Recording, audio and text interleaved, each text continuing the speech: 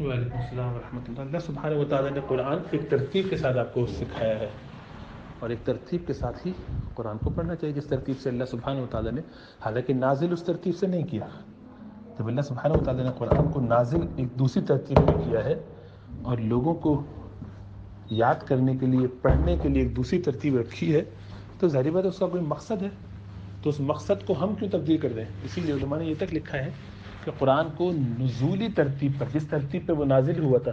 اس ترتیب پہ اگر کوئی شخص چاہے کہ اس قرآن کی تلاوت کرے، اس کو جمع کرے، تو جائز نہیں ایسا کرنا، اس لیے کہ اس سے فتنہ پھیلے گا، لوگوں کو اس سے کنفیوژن ہوگی کہ وہ قرآن کے آرڈر یہ ہے کہ وہ ہے۔ تو پھر اگر قرآن کو اسی طرح سے رکھنا تھا کہ جس طرح سے جو بھی چاہے پڑھ دے آگے پیچھے، تو اس کو اس طرح سے کرانے کا اہتمام کرنے کی ضرورت نہ تھی، آرڈر میں رکھتے، بلکہ نیچرل تو یہی تھا کہ جس ترتیب پہ قرآن نازل ہوا اسی ترتیب پہ رہنے دیتے۔ اس کو نہ رکھنے کی وجہ ہے نا، کوئی حکمت ہوگی اس میں، اور وہ حکمت یہی ہے کہ اللہ سبحانہ و تعالیٰ کی طرف سے یہ ترتیب آئی ہے، اور اس ترتیب کو اسی طرح رکھا جائے جس ترتیب پہ اللہ نے اس کو چھوڑا ہے،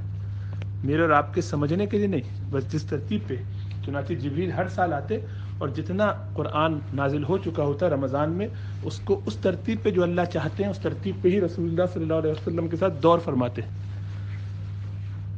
تو اس ترتیب پہ آخری سال 2 مرتبہ قرآن کا پورا دور کیا۔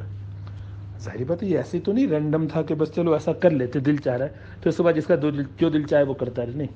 اس ترتیب کی اہمیت ہے، اسی ترتیب سے اس کو پڑھنا چاہیے۔ تو یہ کہا جائے کہ وہ کہیں لکھا بنی، کہیں تو یہ بھی نہیں لکھا کہ قرآن کو الٹا نہیں پڑھنا چاہیے۔ الٹے سے مراد یہ کہ پہلے بعد والی آیت پڑھ لی جائے پھر پہلی والی پڑھی جائے، ہے نا، تو اس کا مطلب وہ کوئی ایسا کرنے لگے تو ظاہر بات یہ سب بے تکے سوالات ہیں، پوائنٹس ہیں۔ قرآن کو کوشش، ہاں اس سے نماز خراب نہیں ہوتی، ایسا بھی نہیں ہے کہ کوئی اگر ایسا کر لے گا تو اس سے نماز خراب ہو جائے گی، لیکن جان بوجھ کے ایسا کرنا ناپسندیدہ اس لیے ہے کہ جو قرآن کی ترتیب ہے ہم اس کو کیوں تبدیل کریں؟ قرآن تو بہت بڑی کتاب ہے، اللہ سبحانہ تعالیٰ کا بہت کلام ہے، بہت اس کی فضیلت ہے۔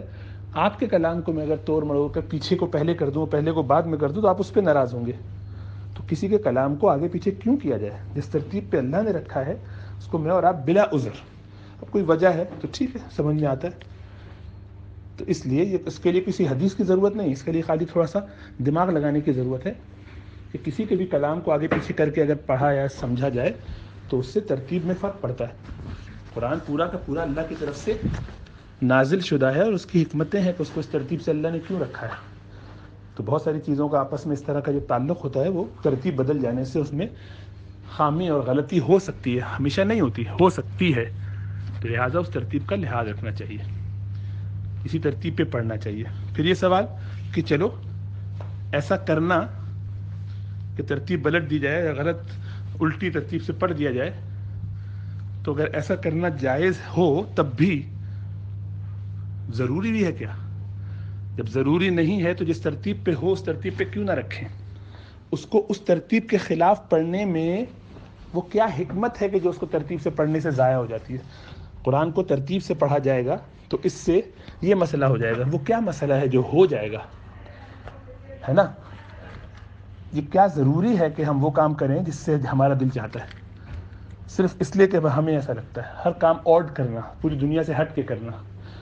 یعنی ایسی کون سی شرعی ضرورت ہے جس کی بنیاد پر آپ کو قرآن کی تبدیلی کرنی پڑے ترتیب کے حساب سے؟ کوئی ضرورت نہیں، کسی قسم کی ضرورت نہیں، صرف دماغ میں فطور ہے کہ سب ایسا کرتے ہیں تو ہم اس کے خلاف ہی کریں گے، علماء ایسا کہتے ہیں تو ہم ان کے خلاف ہی جائیں گے جان بوجھ کے۔ تو اس دماغ سے اپنے ایسے خناس اور فطور کو نکال دینا چاہیے جن کے ذہن میں یہ خیالات آتے ہیں، نمبر 1۔ دوسرا یہ کہ قرآن مجید کا آپس میں ربط ہے اور نظم ہے، اس کی برکتیں اسی صورت میں حاصل ہوگی۔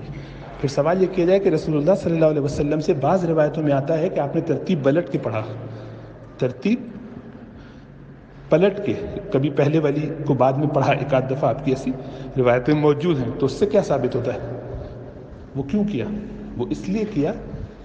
کہ رسول اللہ صلی اللہ علیہ وسلم کی ذمہ داری ہے کہ وہ یہ بھی ثابت کریں اور بتا دیں اپنے عمل سے کہ کوئی چیز واجب نہیں ہے، تو یہ واجب بتانے کے لیے اگر رسول اللہ صلی اللہ علیہ وسلم سے کبھی بھی زندگی میں ایسا کرنا ثابت نہ ہوتا اور صحابہ سے بھی ثابت نہ ہوتا کبھی بھی، اکا دکا ہی دفعہ صحیح، تو پھر سیدھی ترتیب سے پڑھنا فرض ہو جاتا، اس کو تبدیل کرنے سے نماز خراب ہو جاتی، فاسد ہو جاتی، باطل ہو جاتی۔ تو اس بات کو ثابت کرنے کے لیے کہ یہ فرض نہیں ہے، اگر کسی نے غلطی سے بے خیالی میں الٹی ترتیب سے پڑھ ہی لیا ہے، مثلا کسی نے آخری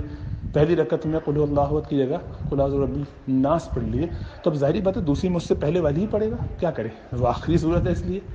تو کسی میں ایسی ترتیب ہو گئی کسی کی، تو اس صورت میں اس کو ڈرنا گھبرانا نہیں چاہیے، اس کی نماز فاسد نہیں ہوگی. جان بوجھ کے ایسا نہ کرے، احتیاط کرے. اللہ ہمیں سمجھ اور شعور عطا فرمائے.